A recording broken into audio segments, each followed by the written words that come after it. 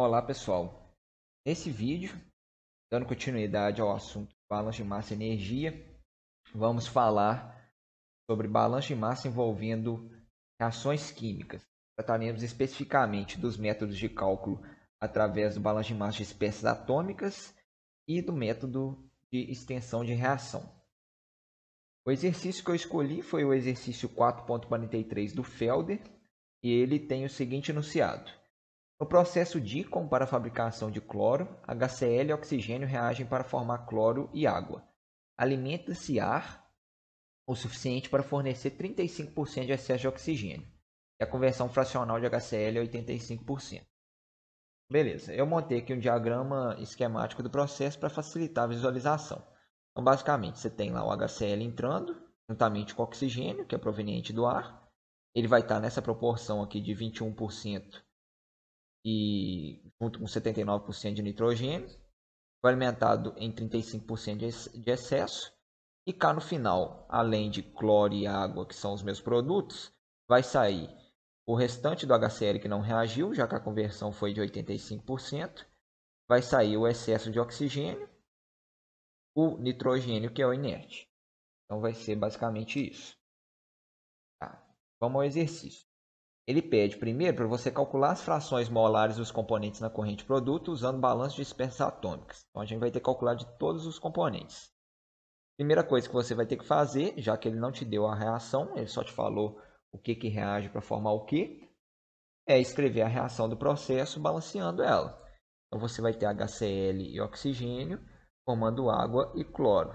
Após o balanceamento da equação, você vai ter esses coeficientes estequiométricos. Então aqui a primeira coisa que eu vou fazer é admitir uma base de cálculo. Eu defini essa base de cálculo minha na alimentação de HCl como 100 mol. Então beleza. Vou calcular quanto que seria o oxigênio teórico. Como ele mesmo disse, foi alimentado com excesso de 35%. Então a partir disso aqui eu vou conseguir calcular o tanto de oxigênio. Tá, o oxigênio teórico. Eu sei o tanto de HCl que está no meu reagente. Subíndice R aqui, quando ele aparecer, é porque eu estou falando de reagente. Quando aparecer subíndice P, é porque eu estou falando de produto. Só para facilitar o entendimento.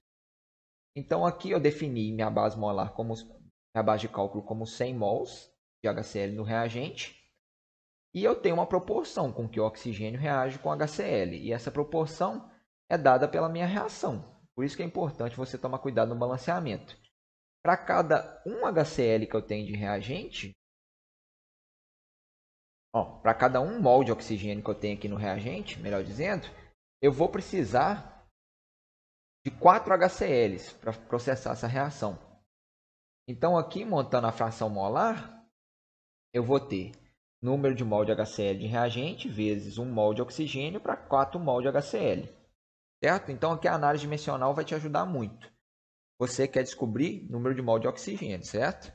Então você tem aqui em cima número de mol de HCl, você está dividindo por mol de HCl e vai ficar mol de oxigênio. Então fazer essa análise dimensional é bom para você conferir se você não está usando a equação invertida. Aí beleza, substituindo os valores, você vai chegar que é 100 mol de HCl dividido por 4. Vai dar 100 mol de HCl vezes 1 mol de oxigênio, melhor dizendo, dividido por 4 mol de HCl. Simplificando isso daqui, você vai chegar em 25 mol de oxigênio. Esse oxigênio é o oxigênio teórico, é o que você precisaria, em teoria, para processar todo esse HCl. Beleza, mas o que eu quero saber não é o oxigênio teórico, é o que realmente eu alimentei de oxigênio. Vai ser o NO2 de reagente. E ele me falou que eu coloquei em 35% de excesso. Então, aqui, eu vou ter 1,35 vezes esse valor que eu acabei de calcular. O excesso, por mais que a conversão do meu HCl não seja 100%, que o exercício falou que é 85%, eu sempre vou pensar no excesso no caso de uma conversão de 100%. Então, o meu teórico aqui, eu estou considerando como se todo esse HCl fosse, em teoria, reagir. E esse excesso também vai ser calculado em cima dessa quantidade teórica, em que todo o meu reagente possa reagir para formar água e cloro. Então, aqui vai ser 1,35 vezes os 25 que eu calculei aqui, vai dar 33,75 mol de oxigênio. Beleza. Sabendo o número de mol de oxigênio, eu consigo descobrir a quantidade de ar que foi alimentado, certo? Porque eu sei que o oxigênio representa 21% do total de ar. Então, pegando o número de mol de oxigênio e dividindo pela fração molar que ele representa nessa corrente de ar, eu chego no valor de 160,71 mol. Isso aqui vai ser importante para eu calcular depois a quantidade de nitrogênio na minha corrente. Então, agora, fazendo os balanços das espécies atômicas. Você, a princípio, quando você trata de uma reação química, não necessariamente você vai ter conservação das espécies químicas. Então, não necessariamente a mesma quantidade de HCl que você entrou no seu sistema vai sair na forma de HCl, porque vai ter reação agora. Quando não tinha reação química, você poderia assumir isso. Só que tem uma coisa que sempre vai ser verdade. Por mais que nem todo HCl que entrou saia na forma de HCl, todo hidrogênio que entrou no meu sistema sai na forma de hidrogênio. Ele pode ter entrado na forma de hidrogênio, na forma de HCl, e depois você sair na forma de água. Mas de qualquer forma, continua tendo a mesma quantidade de hidrogênio no total. Então, o balanço de espécie atômica ele trabalha justamente em cima disso. Em vez de você tratar de número de moléculas, você vai tratar de número de mol de átomos. Então, o que vai ser? O número de mol de oxigênio elementar, aqui falando, no meu reagente. Vai ser, voltando lá na reação, você vai ver que nos seus reagentes, a única fonte de oxigênio é o próprio oxigênio molecular. Então, aqui, a única fonte de oxigênio vai ser o número de mol de oxigênio, forma de oxigênio molecular. E como que eu descubro a quantidade de oxigênio átomo que tem aqui? Eu vou fazer a razão de átomos de oxigênio para moléculas de oxigênio. Para cada molécula de oxigênio, eu tenho 2 átomos de oxigênio.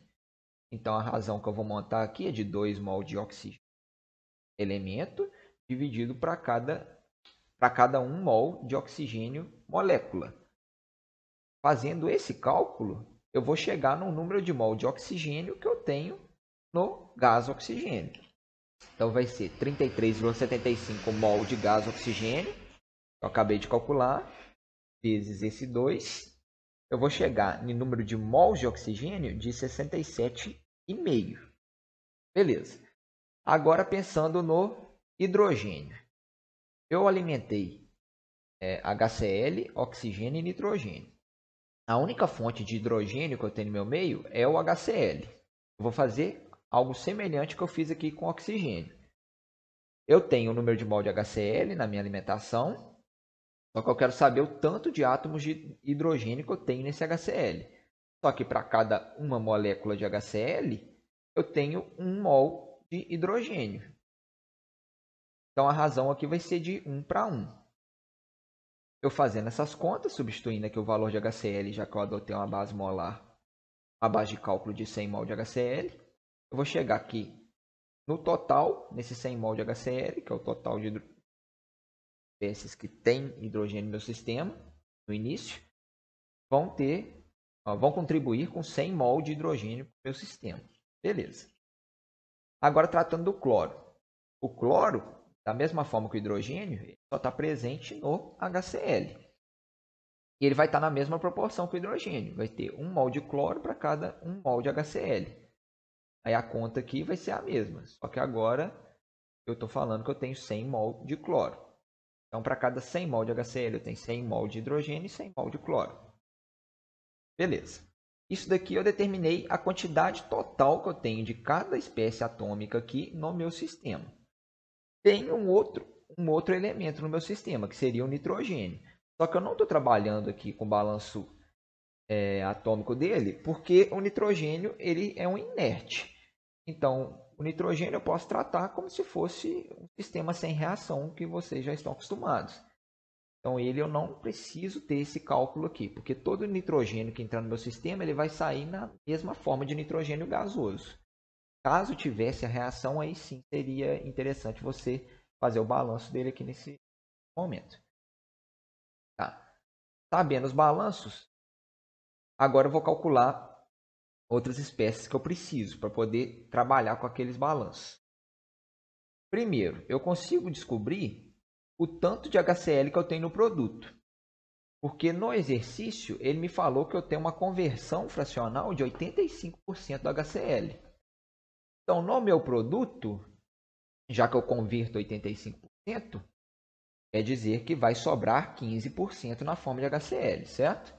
Então, o tanto de HCl que eu tenho na minha corrente produto vai ser 15% do HCl que foi alimentado, que é na minha corrente reagente. Vai ser 15% de 100, vai ser 15 mol de HCl. Então, aqui eu tenho a quantidade de HCl no meu produto final. Determinando a quantidade de inerte. Inerte é o N2. O tanto de N2 que eu tenho no produto é igual ao tanto de N2 que eu tenho no reagente, que é o que nem eu falei. Ele, por ser inerte, ele entra na forma de nitrogênio, gás, sai todo na forma de nitrogênio, gás. E quanto que vai ser isso daqui? Vai ser 79% do que eu tenho no ar. Os outros 21% é oxigênio. Então, agora que eu vou usar aquele dado do número de mol de ar. Vai ser 79% daquele valor que eu calculei. E vai dar 126,96 mol de nitrogênio aproximadamente. Agora, a gente vai fazer o cálculo utilizando esse balanço de espécie atômica. De que ele vai me ser útil? Eu consigo descobrir o tanto de hidrogênio que eu tenho no meu sistema. Já calculei isso. A partir disso, eu consigo determinar quanto que eu tenho de uma espécie molecular que contém o hidrogênio na sua estrutura. Como que eu vou fazer isso? O número de mol de hidrogênio que eu tenho na minha corrente de produto é igual ao número de mol de hidrogênio que eu tenho no meu reagente. O número de mol de hidrogênio que eu tenho no meu reagente é 100 mol de hidrogênio. E como que ele vai estar distribuído nos meus produtos? Ele vai estar ou na forma de HCl ou na forma de água, que são as únicas duas espécies que contêm hidrogênio lá no meu produto.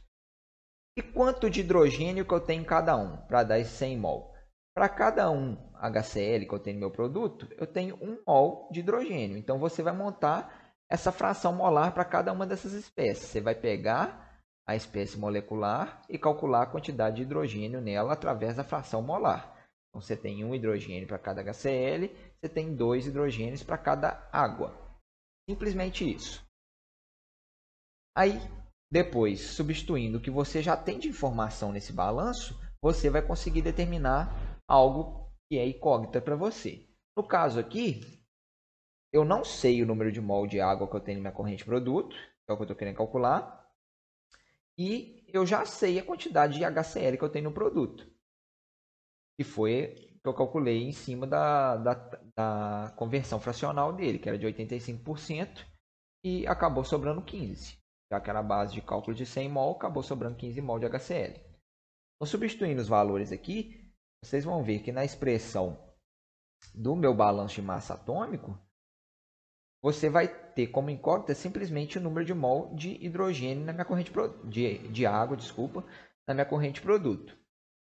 Isolando aqui, fazendo esses cálculos, então vai ser 100 menos o 15, vai passar para o outro lado, depois vai dividir por 2, você vai chegar nesse valor de 42,5 mol de água na minha corrente de produto. Beleza. Isso daqui foi a forma de calcular a água através do balanço de hidrogênio. Agora, outra espécie que falta eu calcular é o cloro gás. E ele eu vou determinar através do balanço de massa atômico do átomo de cloro. O número de mol de cloro no meu produto é igual ao número de mol de cloro, aqui eu estou falando de cloro atômico, né, no meu reagente. Isso aqui vai valer para qualquer espécie química. O que eu vou ter? Número de mol de cloro no reagente, 100 mol de cloro. Isso daqui vai estar distribuído entre as espécies que contêm cloro no meu produto, que é o HCl e o cloro gás. E quanto de cloro que eu tenho em cada um? Você vai calcular através da fração molar. Mesma forma que fez para o hidrogênio. 2 cloros para cada cloro gás, 1 cloro para cada HCl.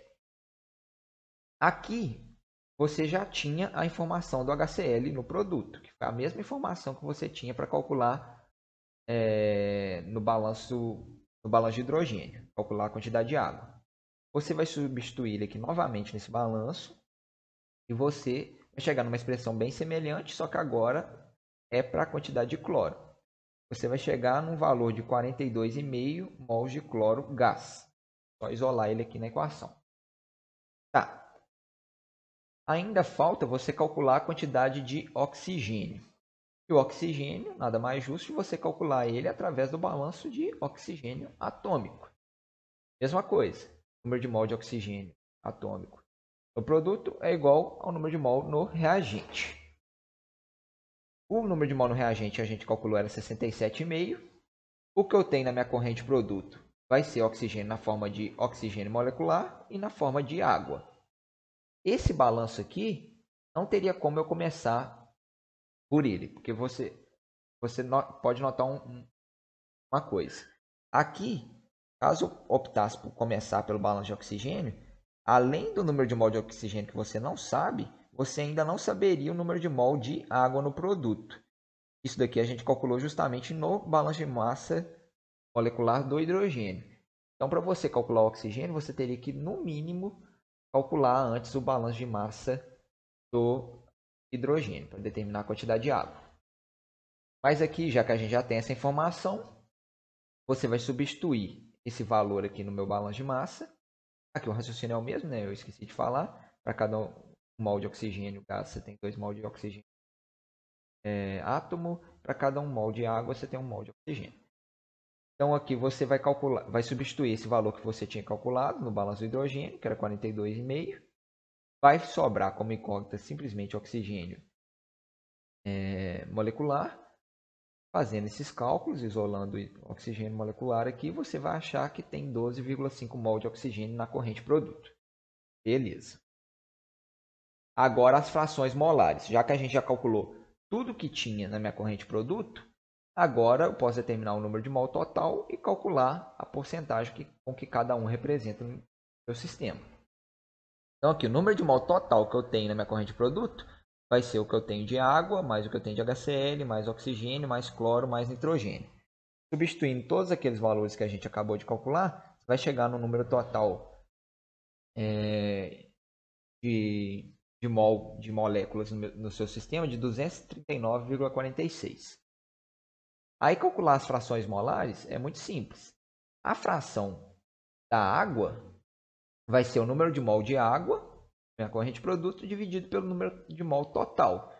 Então vai ser 42,5 dividido pelo esse total de 239. E você vai fazer o mesmo para todas as espécies, só que ao invés de você trabalhar com a água, você vai trabalhar com a espécie que você está calculando. Então aqui vai ser oxigênio pelo total, HCl pelo total, Cl2 pelo total e N2 pelo total. No final, você vai descobrir todas as frações. É interessante para você conferir se fez alguma conta errada nessa etapa, você somar essas frações molares. Já que você está tratando do seu sistema inteiro, nada mais justo do que o somatório dessas frações descer por cento. Então, o somatório disso daqui tem que necessariamente dar 1. Então, agora, o exercício propõe para a gente a mesma coisa que a gente acabou de fazer, exatamente o mesmo exercício, só que ao invés de usar o método do balanço por espécies atômicas, você vai calcular pelo método de extensão de reação. Então, a reação é a mesma. Eu vou admitir a mesma base de cálculo para eu poder aproveitar os valores que eu calculei na outra questão. Então, admitindo a mesma base de cálculo, eu posso aproveitar o número de mol de oxigênio no reagente. Eu calculava através daquele 1,35 de excesso, que era em cima da quantidade de HCl que eu tinha que reagir. Então, isso daqui, independentemente do método que você vai usar para resolver, você calcularia da mesma forma. O número de mol de inerte também, independentemente do método, vai ser o mesmo valor. E o tanto de HCl que tinha no produto vai ser o mesmo, né? Porque a conversão ainda continua sendo de 85% e você tem a base de 100 mol, vai sobrar 15 mol de HCl. Então, essas informações aqui eu estou aproveitando. E como que é feito o cálculo através do método de extensão de reação? Você vai ter essa expressão genérica aqui, no qual o número de mol de alguma espécie aqui você está tratando da espécie molecular mesmo, não é mais espécie atômica, vai ser igual ao número de mol dessa espécie no tempo zero. Aqui no caso esse tempo zero seria quando ele ainda é reagente, antes da reação ocorrer, somado com o coeficiente estequiométrico dela. Aqui no caso, além do valor, né, da coeficiente estequiométrico, você vai adotar, caso esteja do lado dos reagentes na equação, o coeficiente negativo, caso seja um produto, coeficiente positivo. E esse termo aqui, que é o grau de avanço da reação. Esse termo vai ser o mesmo para todos os compostos que você for calcular, e ele vai ser específico para cada reação química. Então aqui, a primeira coisa que você tem que fazer é determinar esse grau de avanço. E como que eu determino o grau de avanço?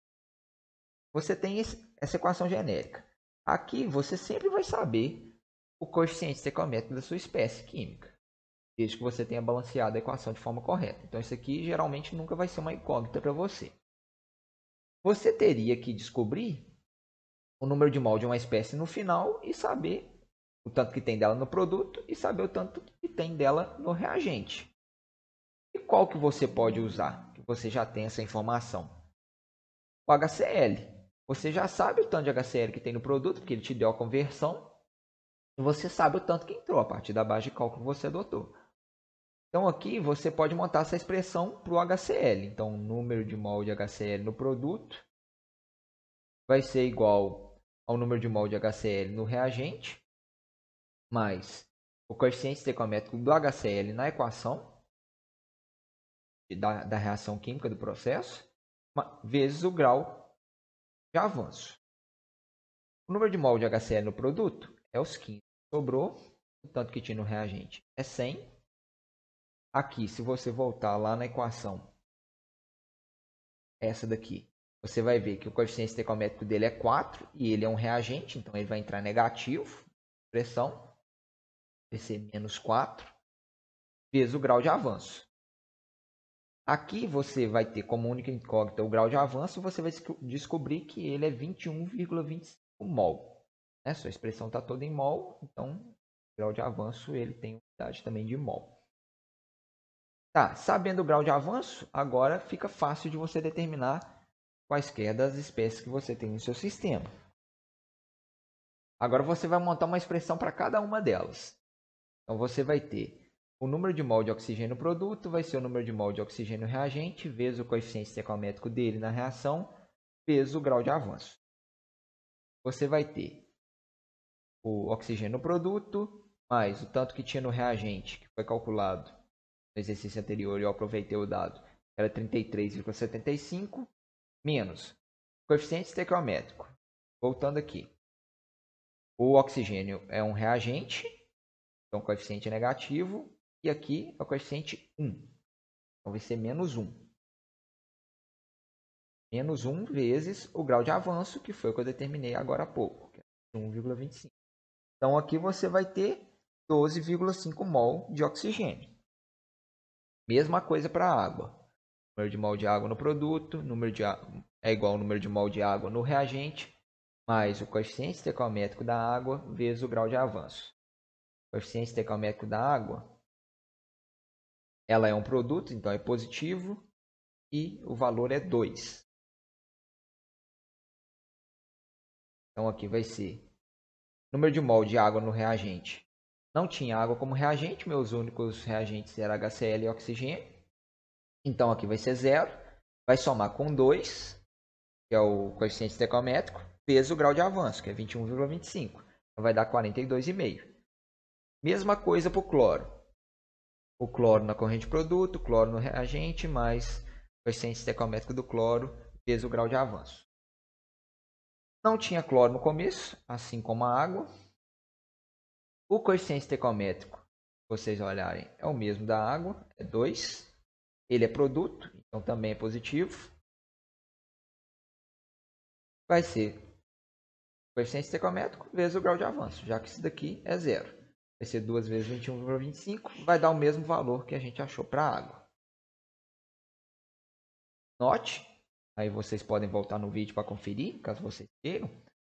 E os valores que a gente encontrou por esse método são exatamente iguais aos valores que eu encontrei pelo método do balanço atômico. Então, geralmente, você vai conseguir aplicar os dois métodos no exercício. Aí vai do que você achar mais interessante. Aí aqui, a determinação das frações molares na corrente produto vai ser a mesma, né? Já que a gente chegou na mesma quantidade de cada espécie, nada mais justo do que no final você ter as mesmas frações molares. Então, esse cálculo aqui é exatamente igual. Você vai ter todas essas espécies aqui que foram calculadas agora. O N2 eu aproveitei do exercício anterior, né? O HCl também. Essas outras três a gente acabou de determinar. Vai chegar no mesmo número de mol total, nossa corrente produto.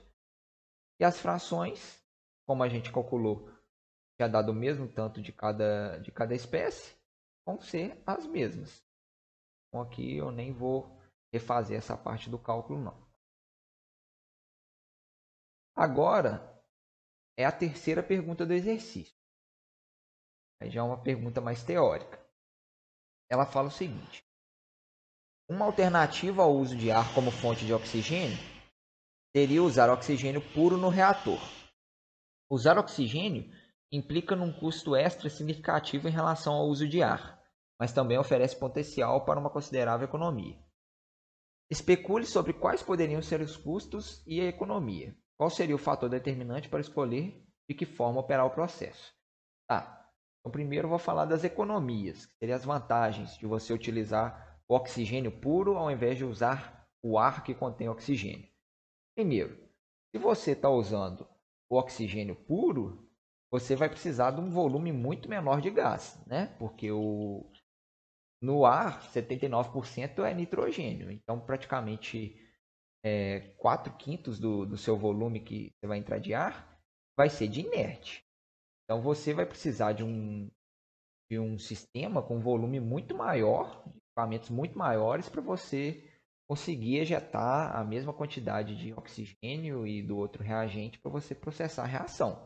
Então, você vai ter a vantagem de trabalhando com oxigênio puro, precisar de equipamentos menores. Além disso, você vai diminuir seus gastos com compressão de gás.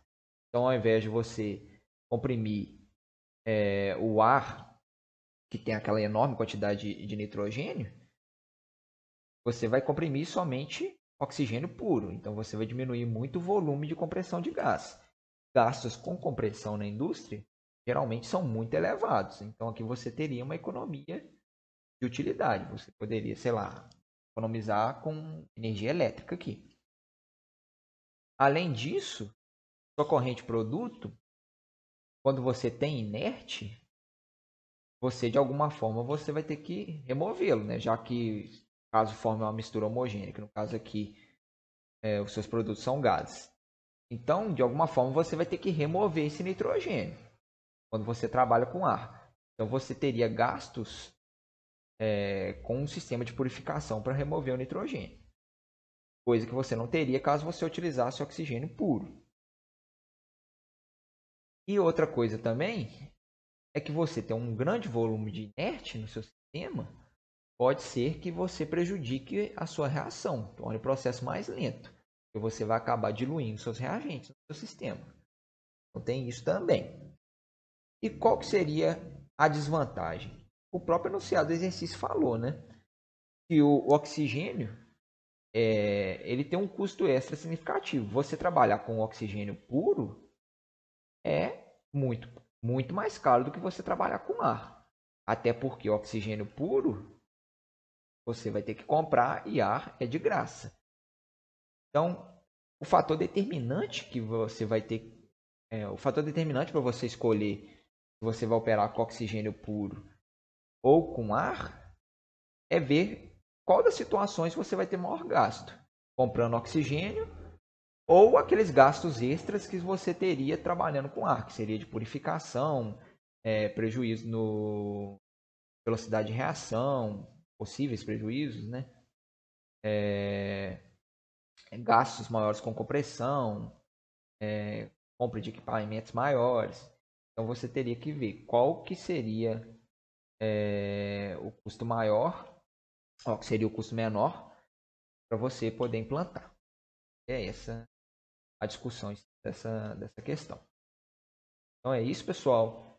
É para falar desse assunto de balanço de massa através de espécies atômicas e através de uma extensão de reação. Espero que tenha ficado claro para vocês.